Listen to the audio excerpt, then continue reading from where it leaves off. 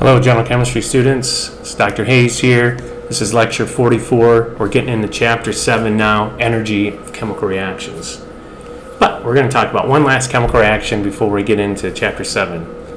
And it has to do with the clicker question here. Now, you don't have to do your clicker, but it's a good question to ask. It's a very popular experiment where you take baking soda and vinegar and you mix it together and it produces lots of bubbles. What gas comes out of that? What do you think? Well, it turns out it's carbon dioxide. And let me get on my screen here. So, carbon dioxide.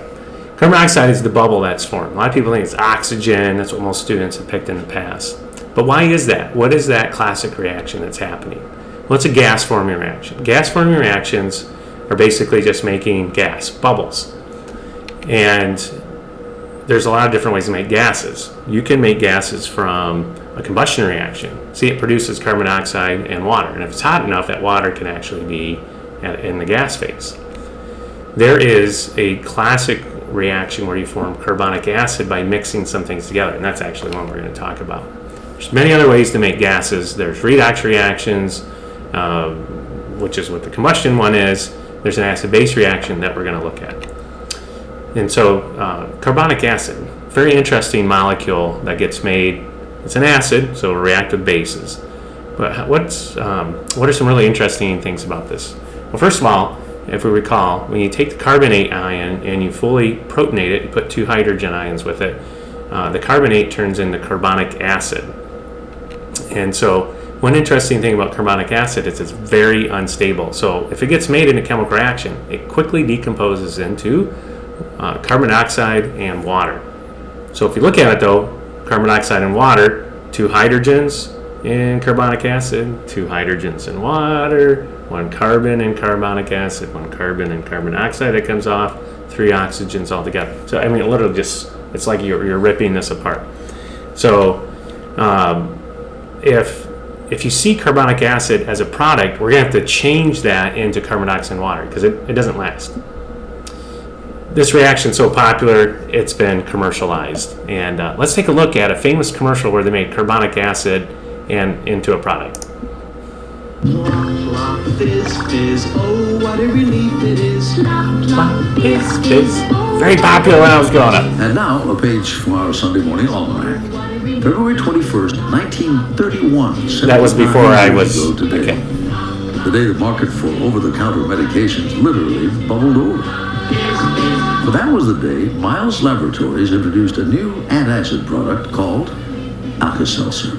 A mix of aspirin, bicarbonate of soda, and citric acid that burst into bubbles when plopped into water.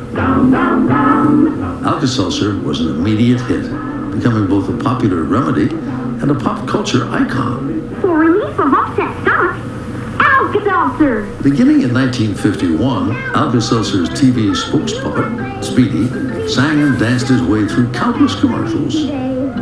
Mamma mia, that's some species cut. To be followed in the 1970s by human actors in a number of ads, including one that may just be the most famous TV commercial of all. I can't believe I ate that whole thing. You ate it, Ralph. I can't believe I ate that whole thing. No, Ralph, I ate it. I can't believe I ate that whole thing. Take 2 Alka-Seltzer. So memorable was the campaign that Alka-Seltzer reprised it in 2005 with a subtle nod to the original. I can't believe I ate that whole thing. Oh, where have I heard that before? These days, Alka-Seltzer is made by Bayer, and it has mutated from the original tablets into a whole array of products. Plop, plop, fizz, fizz. Still, the basic idea survives. Open package, plop in tablets, watch the fizz. Oh, what a relief it is. What a relief. What a relief. We get to go on and talk about gas-forming reactions. And so this classic reaction is between a carbonate, say calcium carbonate, and an acid. And this isn't maybe the exact one that was used here, but notice this is a base and an acid reacting. And it's a double displacement. So the sulfate and the carbonate are going to change position and form carbonic acid and calcium sulfate. So it's a double displacement acid-base reaction from chapter 6. But if you form carbonic acid, when we see that, we're going to replace that carbonic acid with carbon dioxide and water. Basically, if you were to add these two chemical reactions together, we will see what you get. Now, in the plop plop fizz fizz reaction, they had an acid, citric acid, which is safe, comes from fruit, very easy to get a hold of and inexpensive, and then they used baking soda. And those are actually the two chemicals we use on our safety shelf, the good acids and bases. But you make carbonic acid and then it makes bubbles. Why? Because if you add reactions 1 and 2 together, there's a carbonic acid on the reactant side, one on the product side, those cancel out, and you're left with this overall reaction with carbon dioxide and water as the product. So there's gas forming reactions, very popular. You make gases, and people use it to calm their tummies down because the bubbling and the carbonic acid seem to help settle the stomach. All right, let's get into Chapter 7 though with chemical energy. So how do we got all these chemical reactions, but we can't really think about them properly until we think about how energy works with them. So this chapter we're going to talk about how do we think about energy when it comes to chemical reaction. So we're going to introduce this term called enthalpy, and we'll talk about that and how we discuss how do we measure the energy that goes with a chemical reaction. That's going to be calorimetry. And there's going to be some other ways we're going to be able to measure or calculate or theoretically predict the energy that comes along with a chemical reaction. I've highlighted in red here covalent bond energies. This used to be in Chapter 3, but I made a suggestion to the textbook editor, and they switched it to this part from Chapter 3 into Chapter 7. So that's pretty cool. And then there's a section on energy, of course, chemical reactions, and how they provide energy in our world. So chemical energy is under the topic of thermodynamics, which just means how does energy move? Transferring of heat. Heat really is associated in chemistry with molecules moving. As they move around, they're going to move around more if there's more heat, and then move more slowly when it's colder. So molecular motions is directly associated with energy. And there's so many chemical reactions that we use in our world that are related to heat. Combustion. You got a Bunsen burner or stoves. Heat generated in chemical reactions to run them. We need to put heat in them. Or maybe heat comes out in order to make more products. Or maybe we've got to cool down so it doesn't get too hot. So we always got to think about that. Oh boy, our bodies are one big chemical reaction producing heat so we can survive really cold weather. Or sometimes we need to cool down because we got too much heat, especially if we live in Texas. So we got to think about energy. It's not complete just to talk about how do you make reactants and how they go to make products. We really got to understand energy, heat, thermodynamics. So this is really going to be behind the idea of how can we tell if a reaction is actually going to go or not. We've got to think about the energy it requires. This will be part of the picture. There's more to the thermodynamic picture that includes a topic called entropy, but we're going to save that for next semester. This one is just on enthalpy. What's enthalpy? It's the energy of a reaction, the total energy.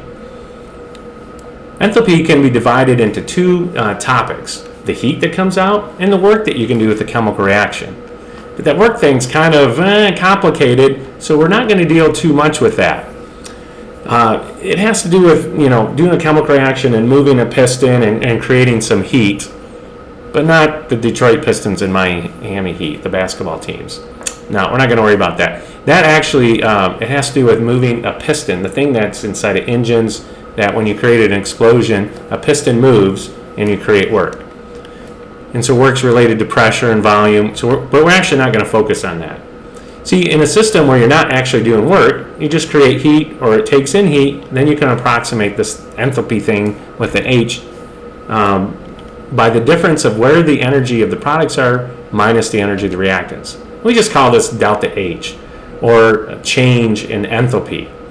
And so we're going to use two letters for that, and hopefully it's not too confusing, but we're going to use the letter Q because that refers to the heat component of enthalpy, but we can just call it delta H. And the reason we can do that is because we're not going to really do any work with the energy that these chemical systems are doing. So just all that to say, delta H is Q. So don't get too confused when you see these two letters. They're the same thing. So, and you can just think of it as heat, right? If something's hot, energy's coming off. If something's cold, it's taking energy. The units of energy that we use are called joules. But in some countries, they use calories. In our country, in the United States, we use calories. A calorie is defined as the amount of energy it takes to heat up 1 gram of water by 1 degree Celsius. So you've got to think about, what is 1 gram? How much is that? So we'll have a little question on that. Some other units, 1,000 calories is a kilocalorie, and often written as 1 kcal. And you will see this on your running watches. They'll give you energy in kilocalories, so you can know how much energy you've walked off or ran off. But a kilocalorie in our society and on labels is actually a food calorie. And it's often just written as calories with a capital C. So if you see calorie on a food label, they actually mean 1 kilocalorie or 1,000 little c. So the capitalization is very important. Now all of this is related to the standard unit of energy called joule. In fact, this is an exact relationship. 1 calorie is exactly 4.184 joules. This is an exact. So unlimited and significant digits there. So this is a good number to memorize. We'll use it quite a bit, so it'll probably just stick in your head anyway. But if it doesn't, 4.184 joules is 1 calorie, the little calories. Okay, so the capitalization is a big difference here because they're a factor of 1,000 different from each other. So let's keep that in mind. All right, so what does 1 gram of water look like? Is this like a small, tiny thing? Or is it pretty big, like 10 centimeters? So that would be like that. Or maybe it's like 100 centimeters. Really big. What does 1 gram of water look like? This is where I'd have you click in, but don't click in. Just think about it and guess. All right, well, I hope you picked A. A is the definition of 1 gram of water, because it's 1 gram per 1 mil for the density around room temperature. And 1 milliliter is defined as 1 centimeter by 1 centimeter by 1 centimeter block. So make sure you know that. So 1 calorie is the amount of energy to heat up these tiny little milliliters of water. Now, when we're talking about energy, we're going to be talking about directions. That's very important. Where is the heat going? Is it coming out of the chemical reaction and going outside of it? Or is the chemical reaction needing heat to go in? So we need perspectives. We have a system. That's the chemical reaction that's taking place. And then we have the surroundings and everything else, like you, me, thermometer, the beaker. That's the surroundings. And sometimes that's called the whole universe that surrounds us. But it's just not the chemical reactions and the atoms in it. So we're going to have the system and then everything kind of around that, the molecules. So directionality is very important. So energy always goes from a hot object to a cooler one. So it's going to flow in that direction. So if a chemical reaction is producing energy, it's going to be hot, so it's going to flow out. That's going to be called exothermic. So the system is going to produce energy and it's going to flow outward to the surroundings. So we say the chemical reaction then produces heat, and we give it a negative enthalpy or a negative Q. So that's what we mean by Q less than 0. The energy, though, of the surroundings is going to gain it. So Q, if you're in the reference to the surroundings, that gains energy. So we would say then for an exothermic reaction, the thermometer, which is part of the surroundings, will absorb heat, so that'd be a positive Q, and then it will get hot, and then we'll move the thermometer, and the liquid inside expands. But you can just simply remember, if the thermometer goes up, you're dealing with an exothermic reaction. It's that simple. How does it look in terms of graphing, and how do we systematize this as scientists? And how do we think about it in terms of chemicals and what's going on with the chemical change with an exothermic reaction? Well, something will trigger the reaction. Probably need a spark or something to trigger it.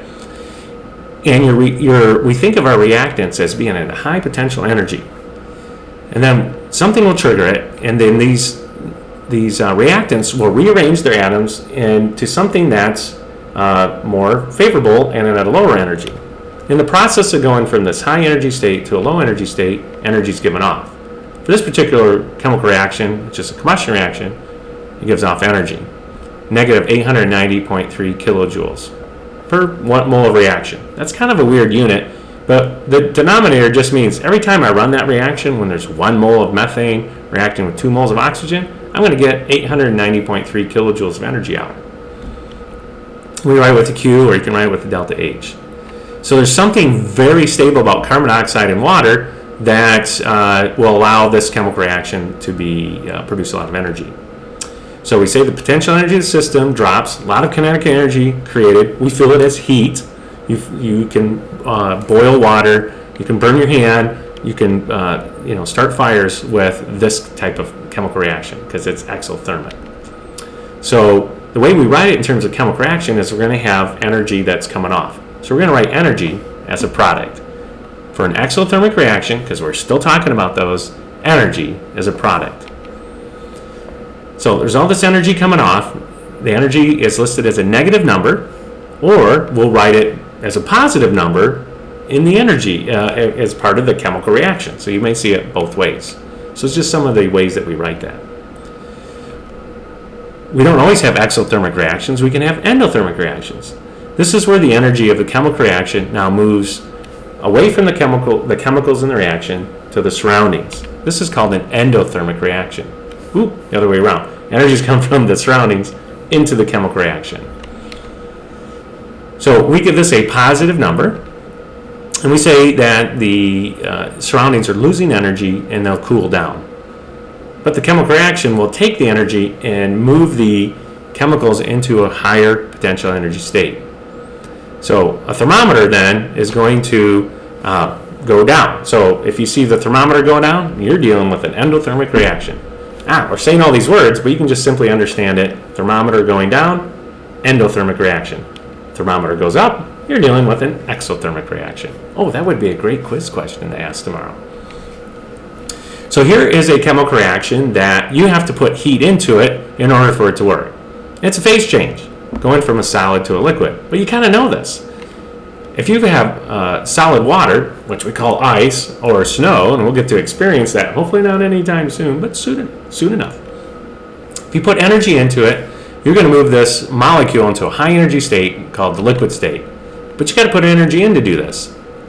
It turns out for every gram of water you want to turn from a solid into a liquid, you're going to have to add 79.72 calories per gram. See, that's another unit we could use. We can use calories per gram, you can use calories per mole, you can use joules per mole, you can use kilojoules per mole. They're all related by molar mass, but these are energy unit terms that you're going to come across. So here we now, by putting energy in, we have water as a liquid at a high energy state. Endothermic reaction. That's how we're going to write it in terms of a reaction state diagram. Something that's a lower energy ends up with a higher energy. Energy is going into the chemical reaction. So I like to think of as energy as a reactant when you're dealing with an endothermic reaction. Energy is a reactant when we're dealing with that. Now, if you did the reverse reaction, liquid to solid, then we're going to reverse everything in the chemical reaction. Then it becomes an exothermic reaction. You cannot have a reaction that is both in the same way endothermic and exothermic. So if I'm going to take solid water and make it liquid water, if I'm going to take ice and melt it, it will always be an endothermic reaction. I can't just go, well, this time it's going to be exothermic. It doesn't happen. So if you were going to reverse the process, you reverse the directionality of heat, and it becomes the opposite. So in this case, the way you would think about it is, my hand feels cold. Why? Because you're losing heat from your hand into the ice cubes if you were holding solid water. And your thermometer would go down as it touches the water, and energy goes from the thermometer into the water, into the solid water ice. So we give that a positive number, and we would write it, if we needed to, as a reactant. So it's important to know all these different types of directions. So let's say you're doing a chemical reaction in a styrofoam cup. You put the thermometer in, and because you want to measure the temperature, because the thermometer gives us the directionality of the chemical reaction. So you put a thermometer to measure the temperature of the water after. What do we classify the thermometer? Is it the chemical reaction, the system, or is it the surroundings? hopefully I've said it enough times you'll recognize it could be one of those two things. This is where you click in. Maybe it's a clicker question for tomorrow. And maybe the thermometer doesn't matter. Or an innocent bystander. Oh, I got a lot of fun answers there. It's either A or B. All right, and it's B. The thermometer is part of the surroundings. And so that one actually turns out to be an exothermic reaction, and it will heat things up. So the calcium chloride added to water is a reaction that dissolves the calcium chloride, and it actually produces heat. Not all dissolving reactions produce heat, but that one does. So the thermometer is part of the surrounding and will tell us. So the energy of phase changes is a great way to start visualizing what's going on. So we know you got to put energy in to melt ice, to switch it from a solid to a liquid. We also know you got to put energy in. Energy is a reactant. I call it heat. You got to put heat in to go from a liquid to a gas phase. So these are all endothermic processes. Now the reverse process has to, by default, be exothermic. It may not make sense, but that's what it has to be.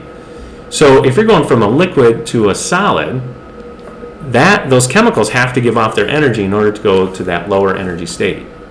This is why actually you get burned by steam, because the steam floating around, it's a gas, and as you put your hand in the steam, it feels hot because it's transferring the heat into here, and then it will condense and turn into a liquid on your hand or somewhere else.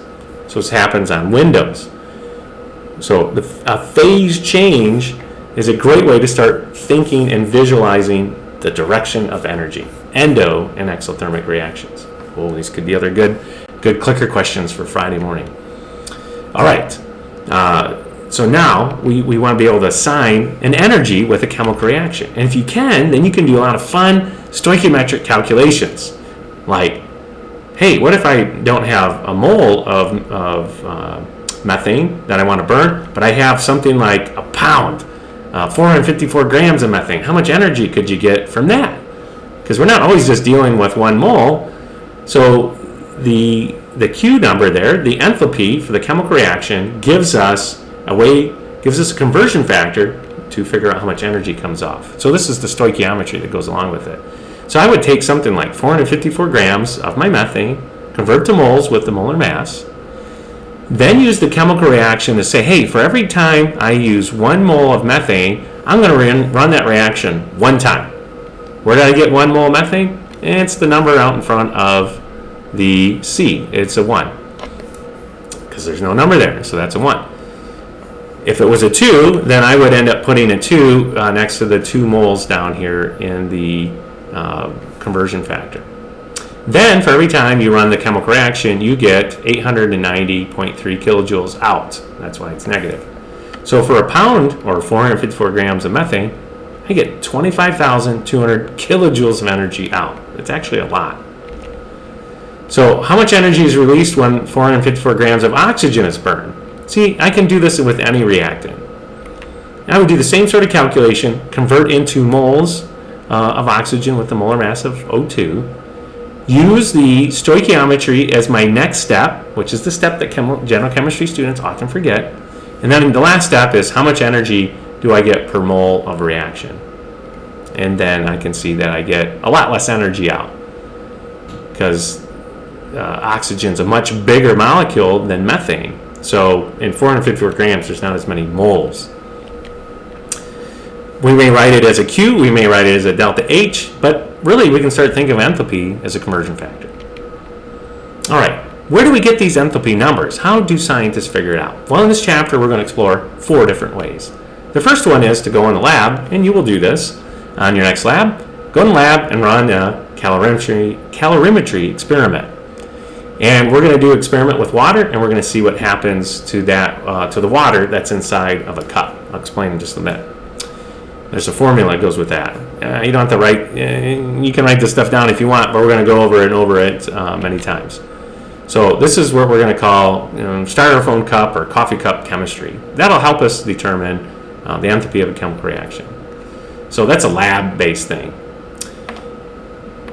There's going to be 3 other, I would say, non-lab techniques that we're going to use. The first one is going to be called Hess's Law. We're going to take known chemical reactions and come up with an unknown chemical reaction. Then we're going to use this thing called enthalpy of formations to figure out the enthalpy of an unknown chemical reaction. And then lastly, it used to be in Chapter 3, but it's not anymore. It's in our Chapter 7. We're going to use bond energies to approximate the enthalpy of chemical reaction. A lot of great stuff coming up. So techniques 2, 3, and 4 don't require us to go into the lab. Number 1 does. And we're getting close to the end of this discussion here, but I want us to start focusing on, get ready for Friday. Our next conversation, we're going to talk about how we do calorimetry. But there's some definitions that we need to be ready for. Heat capacity. Every material on Earth has an ability to hang on to heat. Some are really good at it, and so we're going to say they have a high heat capacity. They just hold on to heat. And then there's a bunch of other material that they don't hold on to heat very well, and so the heat just like passes right through them. So heat capacity is defined as the amount of heat you can absorb and how high, or what's the change in temperature when you absorb that amount of heat. There's another term that's really related to that called specific heat energy. Specific heat capacity that's related, but that's based on 1 gram of substance, so that you can like standardize it. But let's just focus on heat capacity and using the letter C to represent that. This term is going to have the units of joules per degree gram. And this is where we're going to use in our calculations degrees Celsius, but you may see sometimes Kelvin in there in the denominator. So the bigger this heat capacity number, the greater amount of heat that the substance will hold. Now here's a little table on this chart here that shows us that water has a number around 4.18 joules per gram. So when you absorb, when 1 gram of water absorbs 4 grams, it heats up by 1 degree. Now is that a big number or not? Well, it turns out that's actually a really large number. That's a really high specific heat capacity. Things like metals, like iron and copper and these different types of metals actually have really low heat capacity numbers. And I'll try to show some more on Friday. But they're less than 1. So it's a lot like electronegativity. They're not related, though. It's just a coincidence. So numbers around 4 and higher are huge. And they really absorb, those materials absorb a lot of heat. So we're going to use something, we're going to use a calorimeter, something that measures calories, that measures energy, and it's just simply a cup with a thermometer in it. And we're going to approximate, we have water in it as well. And the water is in contact with the thermometer. So we're going to do something inside that calorimeter, and it'll do a chemical reaction where heat will come off and the thermometer will go up, or heat will be taken into the chemical reaction and the thermometer will go down. And if we measure the amount of water in there, we will have the mass of water, and we'll be able to make some connections with a mathematical formula and the amount of heat that chemical reaction gave off. So this will measure. We'll just use the thermometer. So we're going to have like a change in temperature. We're going to know how much water was in there. We're going to be able to relate this to actually figure out the specific heat of molecules. So there's a mathematical formula that we're going to use to understand what's going on. So the relationship that's taking place is the energy that water is absorbing is always going to be the opposite of what's happening in the chemical reaction. All right, so the energy of water, what's happening with water is the opposite of what's happening with the chemical reaction. So energy flows out of the reaction and into water. So if water is warming up, that means it's absorbing heat. Okay, so that would be like a positive thing. Then the chemical reaction was losing energy, negative Q. To relate all these variables together, we can use this formula where Q, the energy of a chemical reaction, is related to the amount of mass that's there times the specific heat of the material we're dealing with and its change in temperature. This will let us know how much energy went into a substance and came out of it. That went into the water, came out of the water. That maybe went into some mass of a material or came out of a mass of a material. So mass is going to be, M is mass, and we typically do it in grams. Delta T is going to be change in temperature. We'll typically use Celsius because that's what's convenient for us with our thermometers. And lastly, C is the specific heat. It's a number usually off a table, or maybe we'll be using the experiment to come up with Q, or with C, the specific heat. Sometimes you'll see SH for specific heat, so they're all related. What's interesting is if you look at this chemical reaction, it kind of looks like Q equals MC delta T, and if you squint your eyes, the delta there, which means difference, actually looks like an A. So maybe to pre-med students, this could look like the MCAT formula. I like to call it that, the MCAT formula. So we've got to know the temperature before the reaction starts and after. So that's called temperature final and temperature initial. So we'll just use the convention of final minus initial when we see the little triangle guy, the delta. All right. The units of Q are in joules, and then the letter C, the heat capacity, will often be in joules per gram.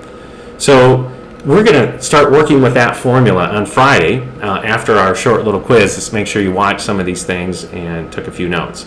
So I think that's it. Oh, yeah, that was my slide for tomorrow. So we got this done in about 30 minutes. Took a 45-minute one and just crammed it in to 30 so that you can pause it as needed and go back and review some of the concepts here. So we talked about directionality of the chemical reaction, endo and exothermic. We talked about units, calories, kilocalories, food calories with a capital C, and we talked about joules and how calories and joules related to each other. We talked about the first way to start measuring, and we'll talk more about that on Friday, the enthalpy of chemical reaction. This Q is done with calorimetry. So we're going to go into more details on calorimetry tomorrow, but I wanted to at least introduce the formula to you and this MCAT formula that we measure, how we can measure energy with a chemical reaction using a simple little coffee cup with the water in it and the thermometer. Who knew it would be that simple? All right, so I look forward to seeing you guys on Friday as we talk about, as we'll get into lecture 45. So please look at the notes. I'll post those as well. And thank you for joining me. And we look forward to getting in Chapter 7. A lot of great things to talk about when it comes to chemical energy.